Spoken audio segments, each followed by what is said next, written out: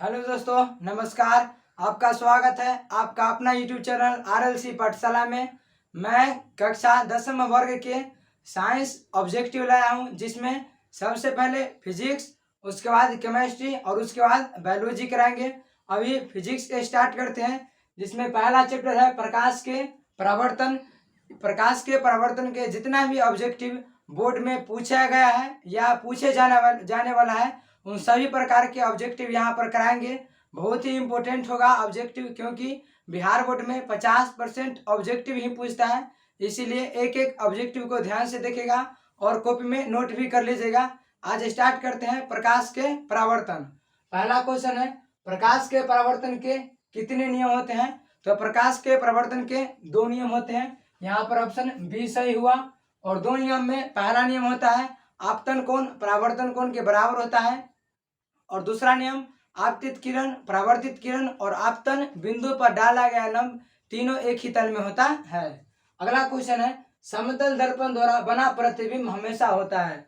दर्पण 3 प्रकार के होता है, समतल दर्पण, गोलीय दर्पण और परवलयिक दर्पण।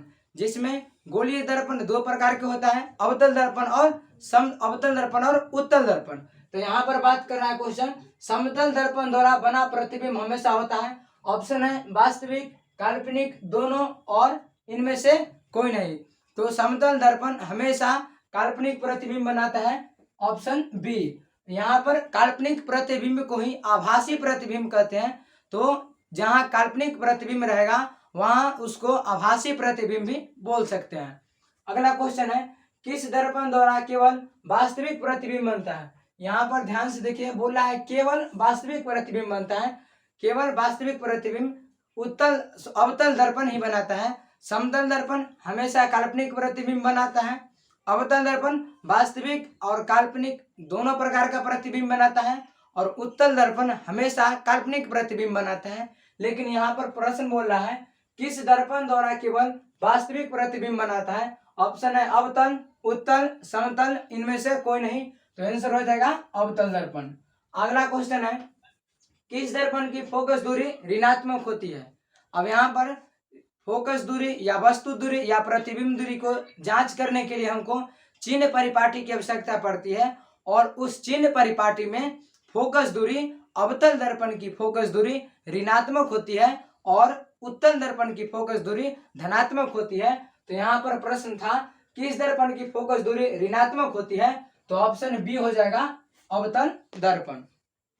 अगला क्वेश्चन है, एक प्रतिबिंब का आकार हमेशा वस्तु के आकार के बराबर रहता है, तो वह दर्पण होगा। मतलब बोल रहा है जब किसी दर्पण में वह कौन सा दर्पण है, ध्यान से सुनेगा, वह कौन सा दर्पण है जिसमें वस्तु की लंबाई जितनी होती है उतना ही लंबाई प्रतिबिंब की लंबाई के बराबर होती है।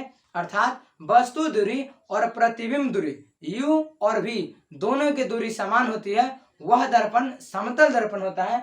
इसीलिए यहाँ पर ऑप्शन ए हो जाएगा समतल दर्पण। अगला क्वेश्चन है, जब एक वस्तु अवतल दर्पण में अनंत पर रखा हो, वस्तु कहाँ है? अनंत पर। तो पूछ रहा है उसका प्रतिबिंब कहाँ बनेगा, और दर्पण कौन सा है? अवतल दर्पण।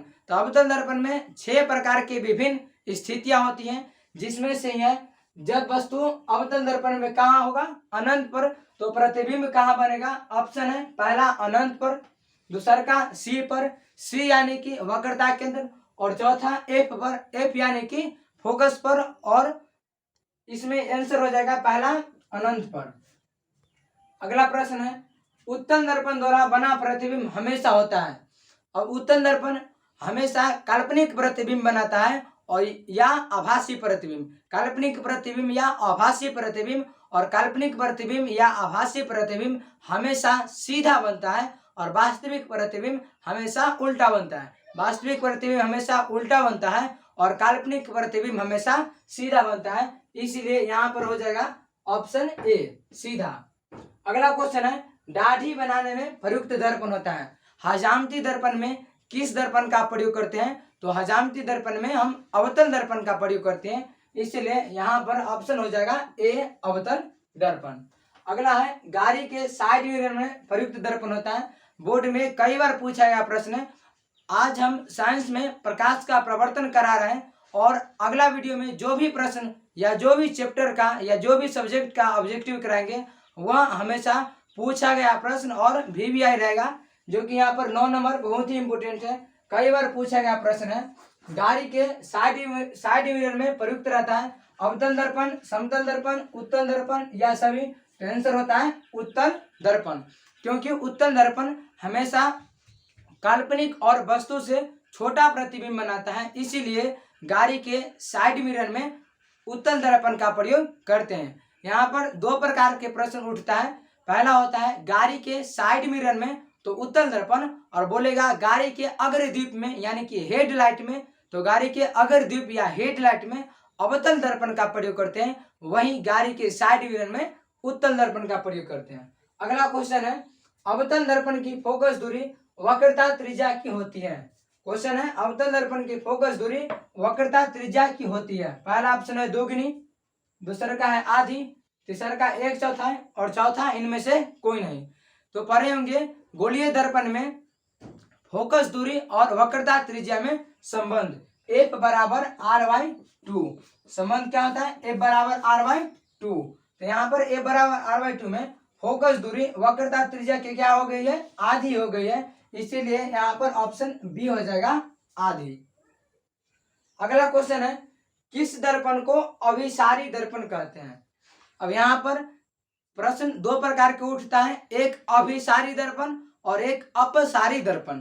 तो अवतल दर्पण को अभिसारी दर्पण कहते हैं और उत्तल दर्पण को अपसारी दर्पण कहते हैं, इसीलिए यहाँ पर हो गया आंसर ऑप्शन ए अवतल दर्पण। अगला क्वेश्चन है प्रकाश गमन करती है। प्रकाश हमेशा किस दिशा में गमन करती है? ऑप्शन देखिए, पहला ऑप्शन है सीधी रेखा में, दूसरा टेढ़ी मेढ़ी रेखा में, तीसरा किसी भी दिशा में, चौथा इनमें से कोई नहीं। तो पहला आंसर हो जाएगा सीधी रेखा, या कहीं कहीं सीधी रेखा को सरल रेखा भी बोलते हैं, तो सरल रेखा में होगा। अगला क्वेश्चन है जब वस्तु अवतल दर्पण में सी पर होगा।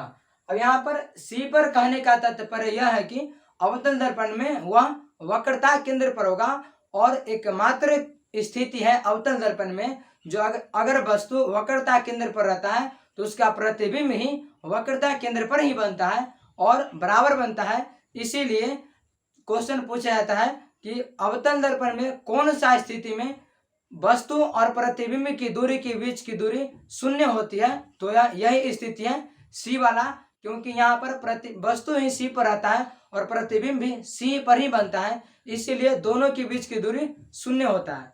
तो यहाँ पर आंसर हो जाएगा सी पर। अगला क्वेश्चन देखिए, अगला प्रश्न है जब दर्पण की वक्रता त्रिज्या 30 सेंटीमीटर है तो उसकी फोकस दूरी। अब यहाँ पर ध्यान से देखिएगा, वक्रता त्रिज्या 30 सेंटीमीटर है, अर्थात आर का वैल्यू 30 सेंटीमीटर। तो पूछ रहा है उसकी फोकस दूरी क्या होगी। तो गोलीय दर्पण में फोकस दूरी और वक्रता केंद्र दोनों के बीच में संबंध होता है F बराबर R/2। F बराबर R/2। अब यहाँ पर F बराबर R के मान 30/2 यानी कि 15 सेंटीमीटर। आंसर क्या आएगा? 15 सेंटीमीटर। ऑप्शन देखिए, पहला है 15 सेंटीमीटर, दूसरा है 15 मीटर, तीसरा है 30 मीटर और चौथा इनमें से कोई नहीं। तो यहाँ पर हम लोग यूनिट का भी ध्यान रखेंगे।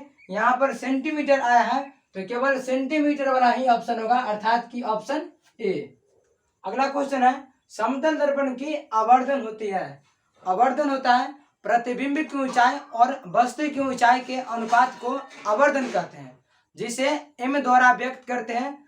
आवर्धन प्रतिबिंब की ऊंचाई और वस्तु की ऊंचाई के अनुपात को आवर्धन कहते हैं। अब यहाँ पर देखिए समतल दर्पण की बात करते हैं, तो समतल दर्पण में u बराबर v होता है, अर्थात वस्तु दूरी प्रतिबिंब दूरी के बराबर होता है। जितना लंबाई वस्तु दूरी को होता है उतना ही लंबाई प्रतिबिंब दूरी की होता है। इसीलिए माना कि यह समतल दर्पण है और इससे इधर 5 मीटर वस्तु इधर है, तो प्रतिबिंब भी बनेगा 5 मीटर इधर। तो आवर्धन क्या होता है? प्रतिबिंब की ऊंचाई और बटे वस्तु की ऊंचाई। तो प्रतिबिंब बना 5 मीटर और वस्तु था 5 मीटर। मीटर से मीटर कटा और 5 से 5। यहाँ पर ध्यान से देखिएगा, मीटर से मीटर कटा, इसीलिए आवर्धन एक मात्रकहीन राशि है। बोर्ड में कई बार पूछा गया प्रश्न है, आवर्धन एक है, ऑप्शन रहेगा ऑप्शन डी में कि मात्रकहीन राशि है, तो वह मात्रकहीन राशि है। और जिस राशि का एसआई मात्रक नहीं होता है उसका बीमा भी नहीं होता है, अर्थात आवर्धन मात्रकहीन और बीमाहीन दोनों राशि है। तो यहाँ पर 5 से 5 कट गया एक मर्तबे, इसीलिए समतल दर्पण की आवर्धन +1 होती है। अगला प्रश्न है, किस दर्पण द्वारा केवल काल्पनिक प्रतिबिंब बनता है। यहाँ पर ध्यान से देखिएगा, बोल रहा है प्रश्न केवल काल्पनिक प्रतिबिंब बनता है। अगर प्रश्न रहेगा जो किस दर्पण द्वारा काल्पनिक प्रतिबिंब बनता है, केवल शब्द नहीं बोलेगा, काल्पनिक प्रतिबिंब बनता है, तो काल्पनिक प्रतिबिंब अवतल दर्पण, उत्तल दर्पण और समतल दर्पण, तीनों दर्पण में बनता है काल्पनिक प्रतिबिंब। लेकिन यहाँ पर बोल रहा है केवल काल्पनिक प्रतिबिंब ही बनाता है, यानी कि वह वैसा कौन दर्पण है जो केवल काल्पनिक प्रतिबिंब बनाता है, वास्तविक प्रतिबिंब नहीं बनाता है।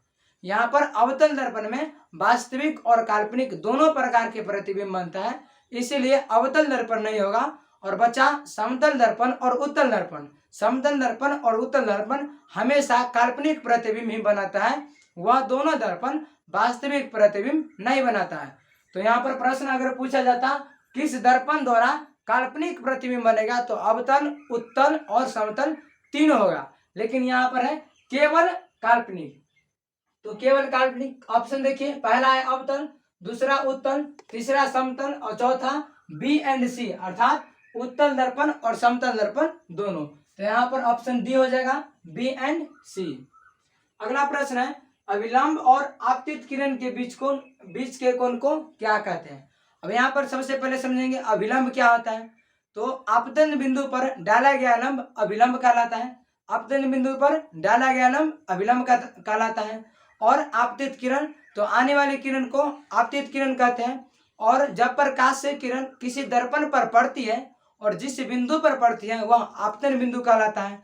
तो आपतन बिंदु और आपतित किरण दोनों के बीच के कोण को आपतन कोण कहते हैं, जिसे कोण आई द्वारा व्यक्त करते हैं। यहाँ पर देखिएगा, डायग्राम से बताते हैं।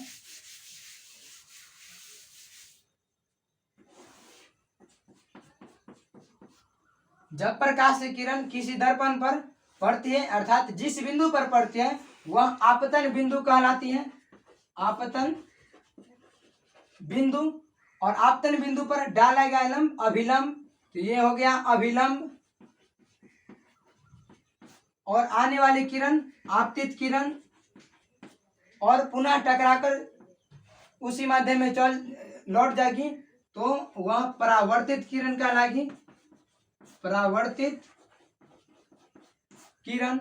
तब यहाँ पर ध्यान से देखिए, प्रश्न है अभिलंब और आपतित किरण, यानी कि अभिलंब और आपतित किरण इन दोनों के बीच के कोण को कहते हैं आपतन कोण, जिसे कोण आई से व्यक्त करते हैं। अगर यहीं पर प्रश्न रहेगा अभिलंब और परावर्तित किरण के बीच, अभिलंब और परावर्तित किरण के बीच, तो वह कोण आर होगा, जिसे परावर्तन कोण के नाम से जानते हैं।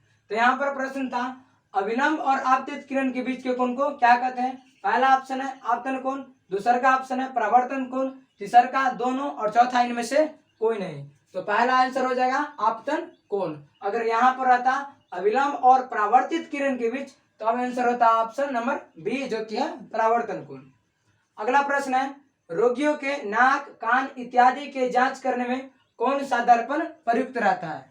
तो रोगियों के नाक, कान, गला इत्यादि के जांच करने में अवतल दर्पण का प्रयोग होता है, क्योंकि अवतल दर्पण सामान्यतः स्थिति में वस्तु से बड़ा प्रतिबिंब बनाता है, इसीलिए रोगियों के नाक, कान में और साथ साथ गाड़ी के अग्रदीप हेडलाइट में भी हम लोग अवतल दर्पण का प्रयोग करते हैं।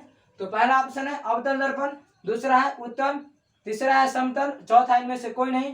तो पहला आंसर हो जाएगा अवतल दर्पण।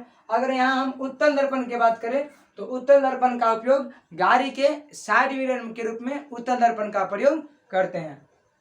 अगला प्रश्न है, किस दर्पण की फोकस दूरी धनात्मक होती है। इससे पिछले प्रश्न में था कि इस दर्पण की फोकस दूरी ऋणात्मक होती है। तो फोकस दूरी हो या वस्तु दूरी या प्रतिबिंब दूरी हमेशा चिन्ह परिपाटी के अनुसार बताया जाता है, और उत्तल दर्पण की फोकस दूरी हमेशा धनात्मक होती है, वहीं पर अवतल दर्पण की फोकस दूरी ऋणात्मक होती है। तो पहला ऑप्शन है अवतल दर्पण, जो कि अवतल दर्पण की फोकस दूरी ऋणात्मक होती है। यहाँ पर ऑप्शन बी उत्तल दर्पण, और उत्तल दर्पण की फोकस दूरी धनात्मक होती है, इसीलिए ऑप्शन बी हो जाएगा उत्तल दर्पण। थोड़ा सा चिन्ह परिपाटी बता देते हैं जिससे स्पष्ट हो जाएगा कौन सा दर्पण के फोकस दूरी या वस्तु दूरी या प्रतिबिंब दूरी धनात्मक या ऋणात्मक होती है। अवतल दर्पण, उत्तल दर्पण। सबसे पहला है एफ मतलब फोकस दूरी, यू मतलब वस्तु दूरी, वी मतलब प्रतिबिंब दूरी, और आर मतलब वक्रता त्रिज्या।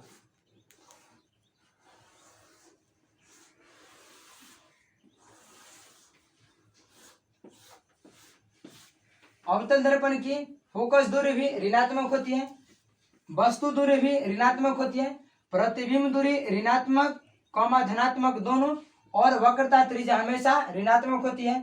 उत्तल दर्पण की फोकस दूरी धनात्मक होती है, उत्तल दर्पण की वस्तु दूरी ऋणात्मक और प्रतिबिंब दूरी धनात्मक और वक्रता त्रिज्या भी धनात्मक। यहाँ पर ध्यान से देखिएगा, दर्पण कोई हो, अवतल दर्पण या उत्तल दर्पण, उसका वस्तु दूरी हमेशा ऋणात्मक ही होता है, वस्तु दूरी हमेशा ऋणात्मक होता है, और उत्तल दर्पण की प्रतिबिंब दूरी धनात्मक होता है, क्योंकि जब भी वास्तविक प्रतिबिंब बनता है तो वह नेगेटिव होता है, अर्थात कि ऋणात्मक होता है प्रतिबिंब दूरी। लेकिन जब प्रतिबिंब किसी दर्पण की काल्पनिक प्रतिबिंब बनता है तो वह धनात्मक होता है। इसीलिए यहाँ पर भी अवतल दर्पण में एक स्थिति में जो कि काल्पनिक प्रतिबिंब बनता है, इसीलिए यहाँ पर प्रतिबिंब दूरी भी धनात्मक है। तो क्वेश्चन था किस दर्पण की फोकस दूरी धनात्मक होती है, तो ऑप्शन बी हो जाएगा उत्तल दर्पण। अगला प्रश्न है और आज का लास्ट प्रश्न है, प्रकाश के परावर्तन कितने प्रकार के होते हैं। पहला प्रश्न था प्रकाश के परावर्तन के कितने नियम होते हैं, तो नियम भी प्रकाश के परावर्तन के दो ही होते हैं, और प्रकाश के परावर्तन भी दो प्रकार के होता है। यहाँ पर ऑप्शन बी हो जाएगा दो। अब दो प्रकार के कौन कौन होता है, पहला होता है नियमित और दूसरा होता है अनियमित।